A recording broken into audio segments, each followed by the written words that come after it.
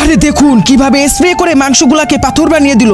এই ওয়েটার কাস্টমারদেরকে মাংসের প্লেট দিয়ে চলে যায়। তখনই এই লোকটি মাংসের উপরে স্প্রে করতেই মাংসের তরকারি পাথর হয়ে যায়। এটা দেখে তার বন্ধু বলে, তরকারি তুই কেন পাথর বানালি, এখন আমরা খাবো কি দিয়ে? তখন সে বলে, আরে বেটা আমাদের পকেটে নাই 1 টাকা, আজকে এই স্প্রের কারণেই আমরা ফ্রিতে খাবার খেয়ে যাবো। এটা বলে সে ওয়েটারকে ডাক দেয়, আর ওয়েটার এসে বলে, জি স্যার কি হয়েছে? আরে কি হয়েছে, আমরা অর্ডার দিলাম মাংস আর তুই কিনা দিয়ে গেলে আমাদেরকে পাথর। আরে না স্যার, আমি তো নিজের হাত দিয়ে মাংস দিয়ে গেলাম, তো এই পাথর আসলো কোথা থেকে?